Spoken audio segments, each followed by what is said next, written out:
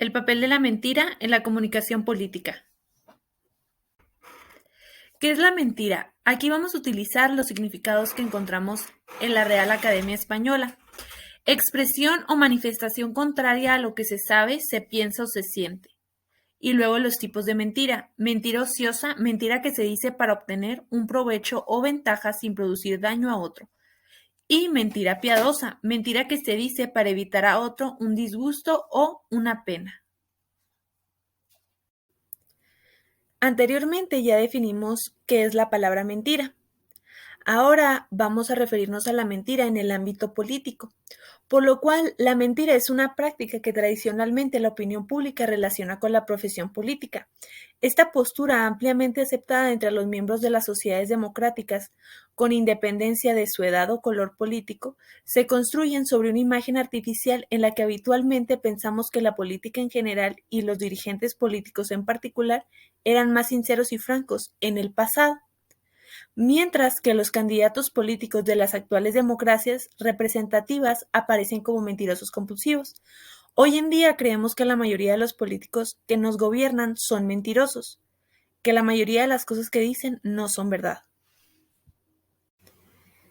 La mentira también forma parte de la ocultación de información, la tergiversación y el secretismo. Han estado presentes en la vida pública de cualquier sociedad humana organizada en cualquier época, desde el Imperio griego y romano hasta la Edad Media europea.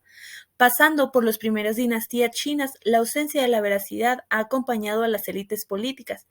Para explicar adecuadamente esto, vamos a hacer un breve recorrido a través del pensamiento político para comprender qué se ha dicho acerca de la mentira a lo largo de la historia.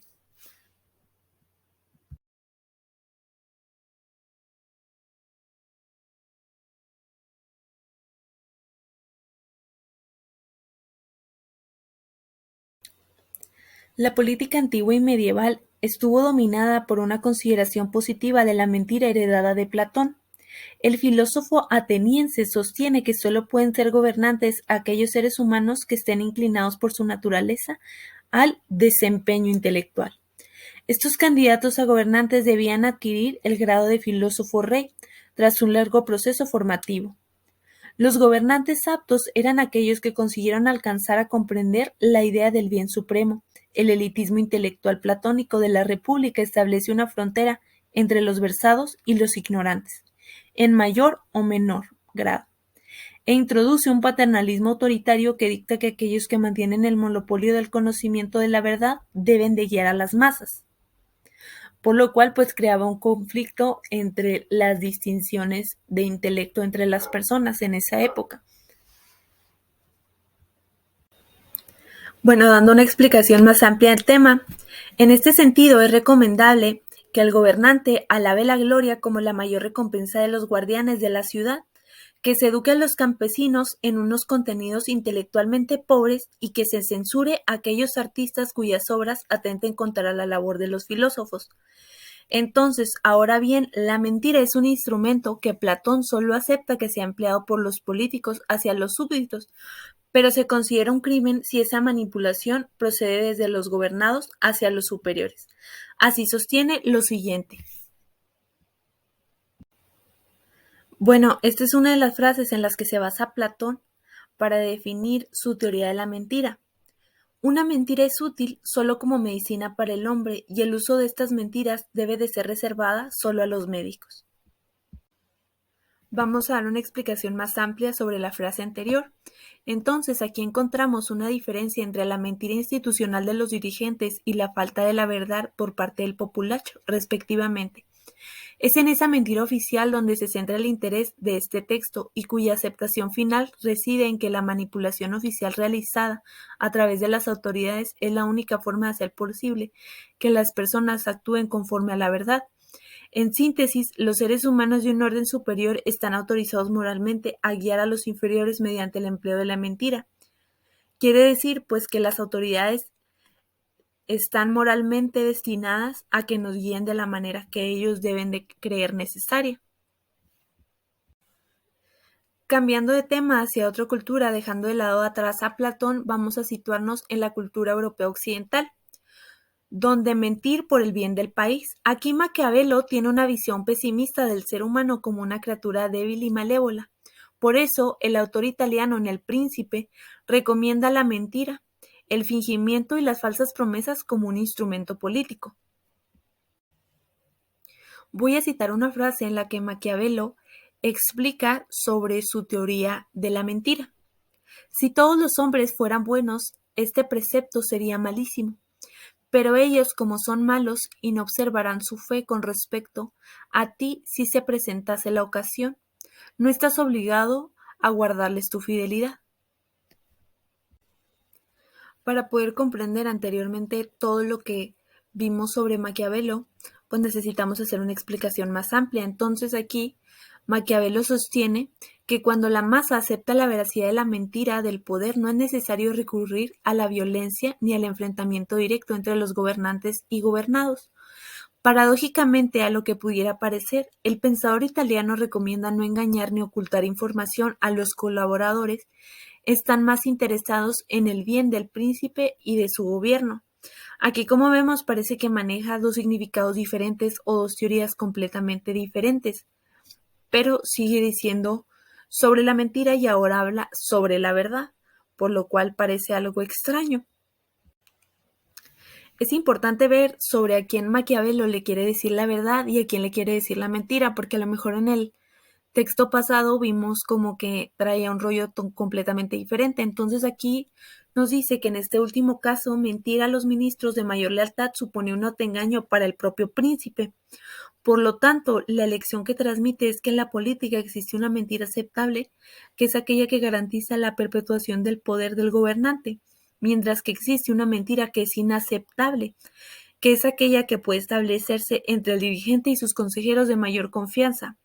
¿Qué es lo que nos quiere decir de manera más simple? Que el presidente le puede mentir al pueblo, pero no le puede mentir al gabinete. Aquí se maneja en principio por la época en la que se maneja Maquiavelo. Así sería una explicación en la época actual. Esta sutil diferencia establece que está aceptada la mentira institucional o la mentira oficial frente a otra mentira que puede llegar a ser dañina para el propio gobernante. Guicciardini, que fue coateneo de Maquiavelo, establece que cualquier acción política que vaya dirigida al mantenimiento del gobierno de un país debe quedar libre de la valoración modal, dando lugar a la llamada razón del Estado. Por lo tanto, los pensadores renacentistas defendieron que la verdad en la política solo puede ser albergada en los estrechos pasillos de las cortes, que la mentira oficial era un instrumento al servicio de la comunidad entre los políticos y los ciudadanos.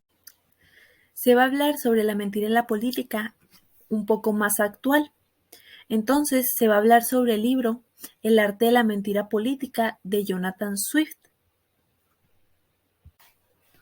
Para poder comenzar a entender el libro, pues hay que ver la definición que maneja el autor.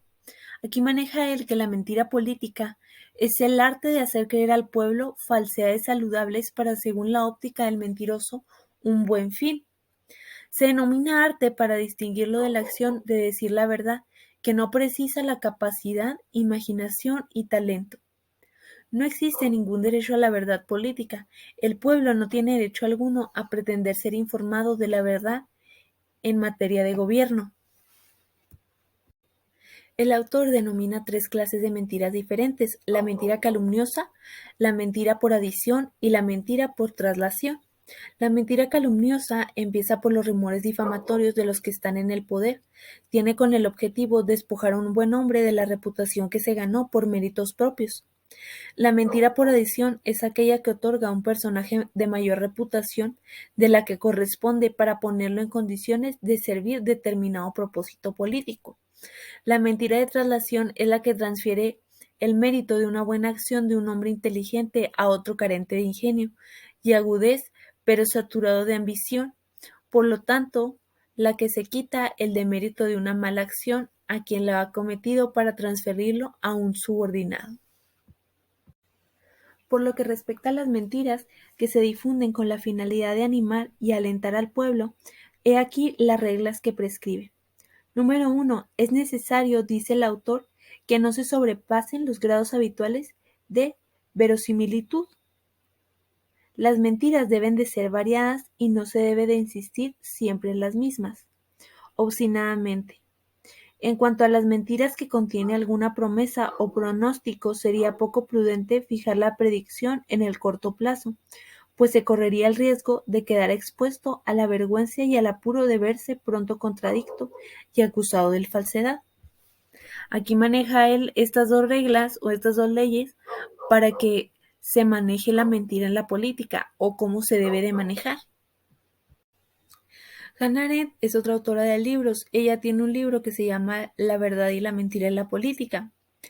Su libro dice que el problema de la verdad en la política era por tanto también el de la mentira en política, y había sido anteriormente objeto de precaución de Arendt, en particular en sus trabajos enfocados en la moderna sociedad de masas y en los totalitarismos. En esos trabajos, Arendt repara la eficacia de la mentira ostensibles y pondrá el énfasis sobre cómo la lógica de una idea podía falsear los hechos, manipular la verdad sobre el presente político e incluso obturar la experiencia de la realidad, que fue un aspecto distintivo de los totalitarismos, pero podía también ser hallado en el pueblo judío.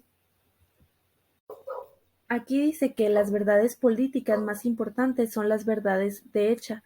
El conflicto entre la verdad y la política se planteó y articuló por primera vez con respecto a la verdad racional, lo opuesto de un juicio racionalmente verdadero, que es el error y la ignorancia, como pasa en las ciencias, o la ilusión y la opinión, como ocurre en la filosofía.